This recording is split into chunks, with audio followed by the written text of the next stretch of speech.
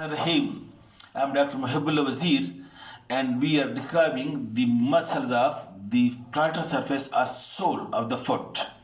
They are arranged in different layers, and I told you that when you remove the plantar epidermolysis, you see the first layer, and this first layer consists of three muscles.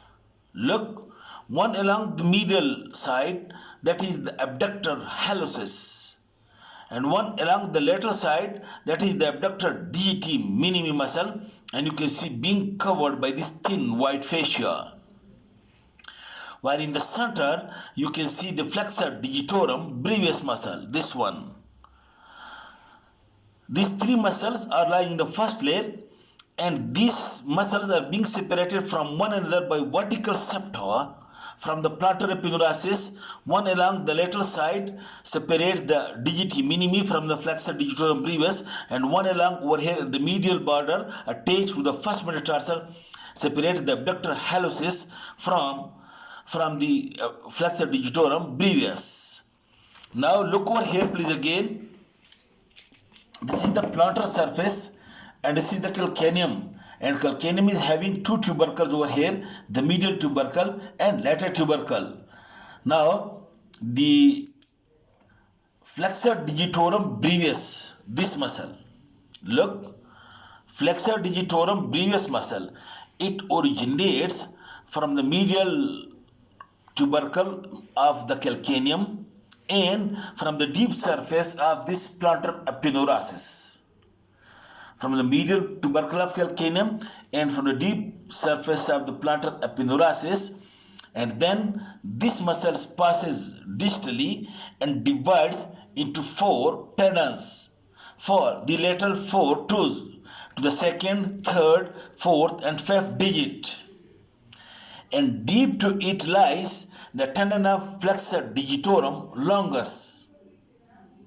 In this way, this flexor digitorum brevis, it is synonymous with the flexor digitorum superficialis of the hand, and flexor digitorum longus, which lies deep to it, that is synonymous of flexor digitorum profundus. Now, these four tendons of flexor digitorum brevis,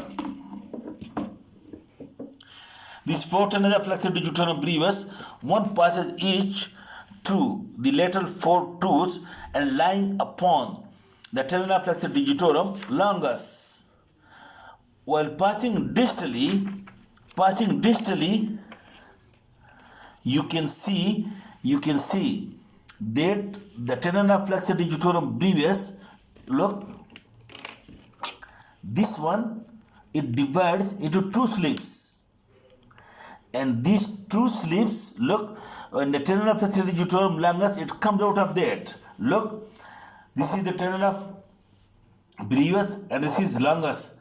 The brevis divided into two and the longus comes out like this. And these two slips passes behind the tendon of longus and unite with one another in a chiasma like that of superficialis. So this then passes behind the longus tendon like this and make a chiasma, and after making chiasma again two slips originate, and these two slips are then being attached to the sides of the middle phalanx. These two slips are being attached to the sides of the middle phalanx, while the flexor digitorum longus is then attached to the base of the distal phalanx, like the superficialis and profundus. In this way, the flexor digitorum brevis is being attached to the sides of the middle phalanx by two slips to each side. Okay. And it is being supplied by medial plantar nerve, and its action, as you can see, it would plantar flex the digits, and this is especially important while in running and jumping. These adjust in each condition, they do the flexion and adjust the position of the fingers or digits. Then you can see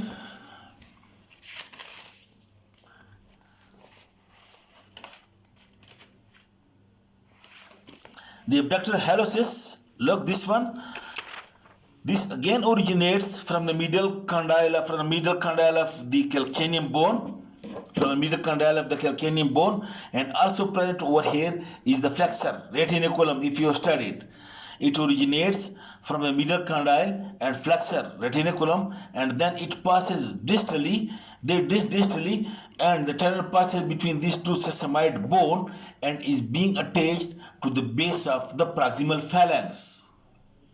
And its action is to abduct the great two from the second two, while the abductor digiti and also the abductor digiti minimi, it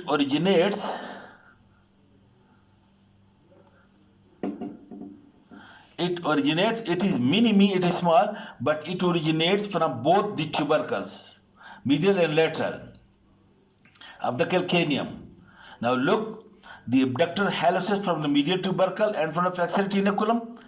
The flexor digitorum breathes from the medial tubercle and upon the deep surface of the plantar epiloracis, while the abductor digiti minimi originates from both the tubercles of the calcaneum and separated from the digitorum by the vertical septum, and then this digiti minimi again passes towards the little finger, you can follow it, and is being attached over here to the base of the proximal phalanx of the little finger, and it is being supplied by the lateral plantar nerve, and its action is to abduct the little finger from the second finger. You know, the line passes over the second finger, so abduction in the movement in this side is abduction, and movement in this side is also abduction, and movement toward the second two is adduction. Okay, then what you do, you remove these three muscles, okay, and deep to it, then you would be able to see, deep to it, you would be able to see, look, when you remove the first layer muscles, then second layer muscles, which you see, it will be having number one, tendon of flexor hallucis longus, which is coming from longus muscle, which is extrinsic muscle, and you would be able to see the tendon of flexor digitorum longus, which is also the tendon, the muscle of the posterior compartment. These muscles, that is the flexor digitorum longus and flexor hallucis longus, look, these are coming from this side, okay.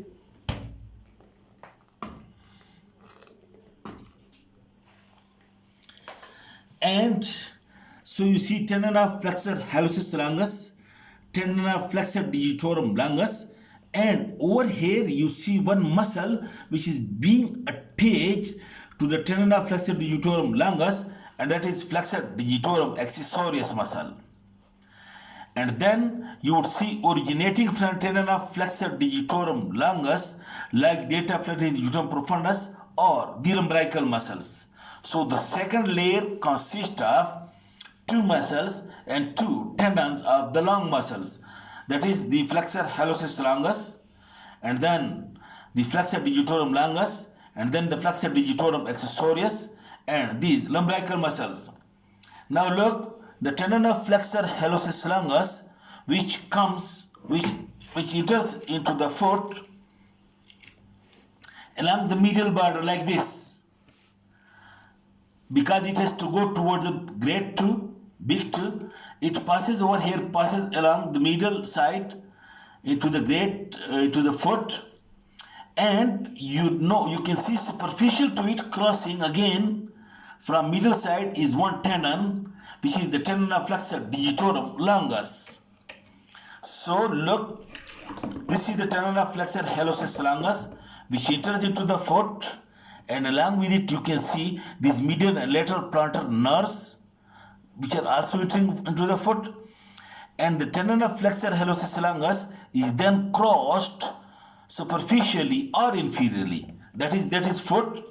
This is the hallucis tendon, and the flexor digitorum tendon lies inferior or superficial, so it crosses superficial to it. And what happens? A slip from this flexor hallucis longus tendon is being given to the first or medial two tendon of flexor digitorum longus as well. Slips comes to be attached over here. From the flexor hallucis longus tendon, two slips comes to unite with the tendon of medial to tendon flexor digitorum longus. Then this flexor hallucis longus tendon, you can see it runs distally and it passes between these two sesamoid bones, these two small bones, which you will see usually in the X-ray. And these two sesamoid bones I have shown you also over here. These are two small sesamoid bones, and the tendon flexor hallucis longus, it passes between the two, and then it is being attached to the distal phalanx. Flexor hallucis longus is being attached to the distal phalanx, while the abductor hallucis longus to the proximal phalanx. And then you can see the flexor digitorum longus crosses the flexor longus by passing inferior to it, receiving slips for the first two, the divisions of the flexor digitorum longus from the flexor longus, and then over here it receives the insertion of flexor digitorum accessorius, and then the tendons passes to the lateral 4 digits, and lying superficial to these 4 digits are the tendons to these 4 tendons of flexor digitorum, flexor digitorum brevis, which we have removed and I have shown you over here. The tendon of flexor digitorum brevis, these tendons, these lie superficial to it, which we have removed from over here. And now then these 4 tendons, it enters, these 2 tendons, each digit enters into the fibrous flexor sheath, and then the tendon of flexor digitorum longus perforates through the tendon of flexor digitorum brevis, or the brevis tendon divides around it, which I have just explained, and then it is being attached into the distal phalanx. This is lying in the second layer. Well, this description of tendons, this you would have done in relation to the lung while discussing the lung muscles. Okay. Now, then one big muscle which originates from over here, look, by 2 heads. That is the medial head of flexor digitorum accessorius, and this is lateral head of flexor digitorum accessorius. The medial head of flexor digitorum accessorius, it originates from, look, from this medial surface of the calcaneum bone. One head originates from over here, and lateral head originates from the lateral part of plantar surface of the calcaneum. In this way, these 2 heads passes distally with a triangular gap between the two. This triangular gap between the two. So one head from the medial surface of the calcaneum, and one head originates from the plantar surface of lateral part of plantar surface of calcaneum, and then passes, it make a common belly, the 2 heads unite, and is being inserted into the tendon of this flexor digitorum longus. Note. And now note, this flexor accessorius muscle, number 1, it through the flexor digitorum longus, it exerts a flexing effect on the digits through this tendon. And secondly, look, the tendon of the flexor digitorum longus is oblique, and this accessorius, when withdraw it, it makes them straightened out in line with the digits. This is the function of the flexor digitorum accessorius, that is, through the digitorum it helps in flexion of the digits, and then by withdrawing the tendon of flexor digitorum longus, it makes the digitorum tendon in line with the digits and helps in adjustment of the flexion of the digits in different position of the foot. And this flexor digitorum accessorius is being supplied by the lateral plantar nerve.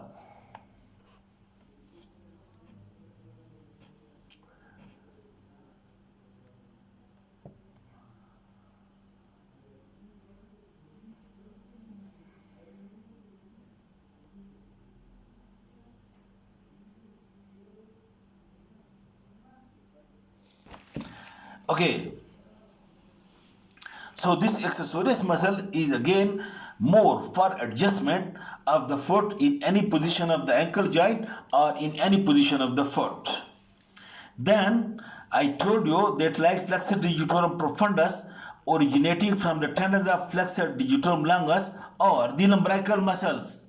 You can see lumbrical 1, lumbrical 2, lumbrical 3 and lumbrical 4 originating from the tendons of the flexor digitorum longus. And then each lumbrical tendon then passes, look, along the big true side of its own digit. For example, the first lumbrical passes along the big true side of the second two, the second along the big true side of the third, and the third one along the big true side of the fourth, and the fourth one along the big true side of the little finger. These are the lumbricals which you can see. And it passes over here superficial to the deep transverse metatarsal ligament.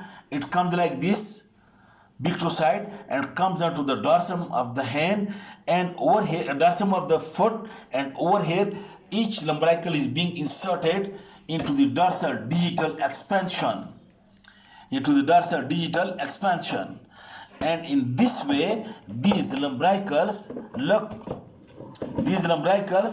coming from dorsal to ventral like the back of the hand, it causes the flexion of the metatarsophalangeal joint of the foot, and extension of the interdigital joint. That's why while jumping, you are putting your foot from jumping on the ground, number one, your digits at the interphalangeal joint remains partially flexed, while at the metatarsophalangeal joint it remains flexed, while the interphalangeal joints it remains extended, so that when you put the foot on the ground, your digits, it does not come to be injured under the weight of your body. This is the action of the lumbrical muscles, that is the flexion at the interphalangeal joint, extension at the flexion at the metatarsophalangeal, and extension at the interphalangeal joints. Now it is said that the first lumbrical is usually uniseptal, while the other three are being biseptal. And it is said that the lumbrical supplied by the medial plantar